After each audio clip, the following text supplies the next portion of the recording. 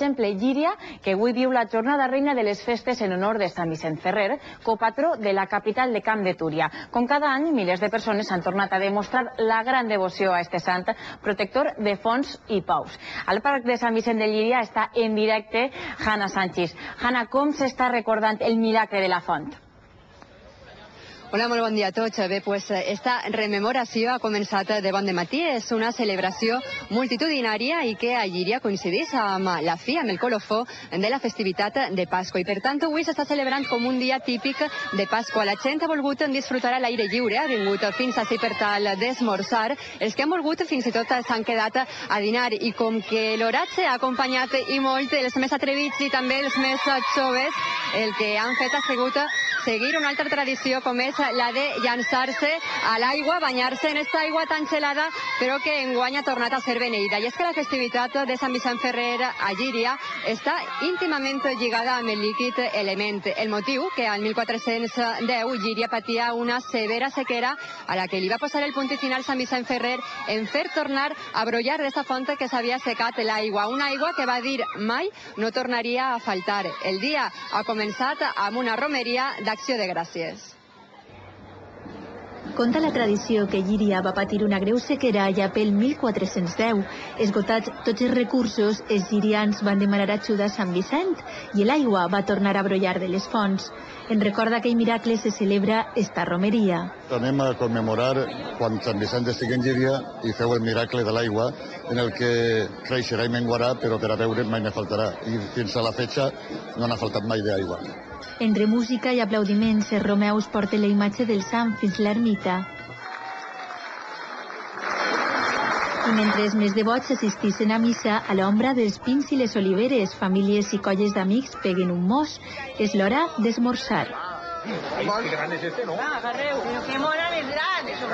Corre el vi i es preparen les brases per a torrar carn i embotit. Han fet allioli, llonganisses, botifarres, xoricers, cansalà... És una festa del poble i allí hem trobat un llirià molt popular. El lloc és una meravella, este dia, i fer una torrada amb amics.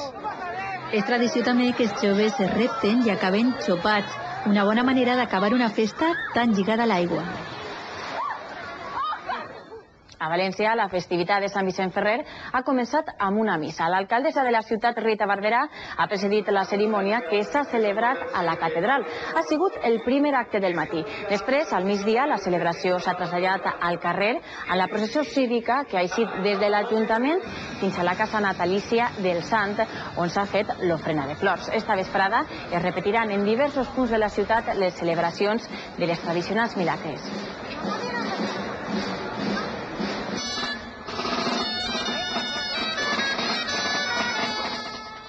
També a Castelló, moltes poblacions celebren avui la festivitat de Sant Vicent Ferrer. A Nules, desenes de carros engalanats han fet la volta a la foguera que s'encén enmig del poble en la festa dels fadrins. Mentrestant, a l'Alcora, centenars de romeus pujaven a l'ermita de Sant Vicent, on han celebrat la mocadora, un costum que remunta als anys 40.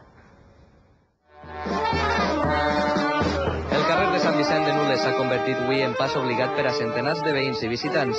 Com és tradició, els fadrins del poble han fet la volta a esta foguera damunt de desenes de carros i carretes engalanats per a venerar el sant. Com és tradició, el dia de Sant Vicent, desenes de carros han passat per este carrer i han donat la volta a esta foguera situada enfront de la imatge del sant. Va estar predicant en Nules i en la plaça van fer un entaulat perquè el pogueren veure. I entonces va anar i l'entaulat s'ha omplit tantíssima gent que va esbafonar. I no va passar res. A Nules tampoc no ha faltat el tradicional esmorzar del dia de Sant Vicent. Bunyals de figa i rotllets. Ho fan esclavares per tot el poble que en vulgui. A l'Alcora, centenars de romeus han pujat a l'ermita de Sant Vicent. Després d'agafar forces, els homes, com és tradició, han regalat un mocador a les dones. El xic portava el mocador seu ja i el que feia era adquirir peladilles i dolços, ho ficava dins, i això és el que oferia a la xica. Nosaltres des de fa 6 anys vam recuperar el costum. El mocador s'ha convertit per a molts en el millor regal per a celebrar el dia de Sant Vicent.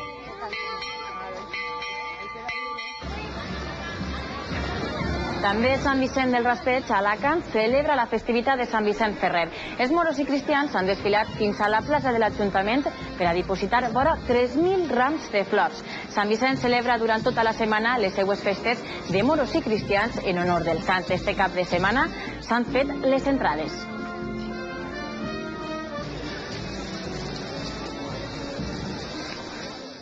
Avui s'ha presentat a Madrid Faltas leves, la nova pel·lícula de la productora alacantina Daxa. Es tracta d'una pel·lícula d'actors modesta en producció, però amb un plantejament elevat. Per què no es volen com voldrien que s'estimaren? Eixa és la pregunta que aborda este treball, guanyador del Premi Tirant que concedeix la indústria audiovisual de la Comunitat Valenciana.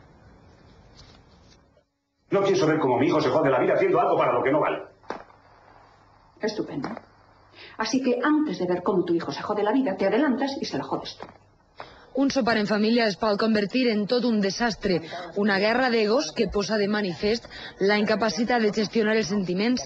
En este cas, els que ixen perdent són els homes. Todas las mujeres en la película son las que llega un momento y dicen, mira, ya está bien, y toman decisiones que ponen en peligro sus relaciones, pero que al mismo tiempo hacen reaccionar o no, eso ya se ve en la película, depende de cada uno, a los personajes masculinos.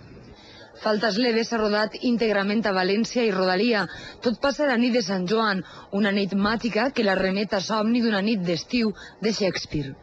Les úniques fogueres que es veuen estan molt lluny i el mar Mediterrani només es veu que per la nit. És una referència difusa i llunyana, no? No n'hi ha ni una concessió en aquest aspecte a lo que podia ser un poc aquesta visió que tenim del Mediterrani lluminosa. La pel·lícula s'estrena divendres a tot Espanya. Els xiquets no mengen peix i no és que no els agrade, és que el cuinem sempre igual i no els ensenyem a menjar-ne. Ho diu un estudi que s'ha presentat en la Fira del Gourmet a Madrid, que obre avui les portes. Hi ha un taller perquè els xiquets aprenguen a menjar més peix i també 40.000 delicadeses gastronòmiques valencianes.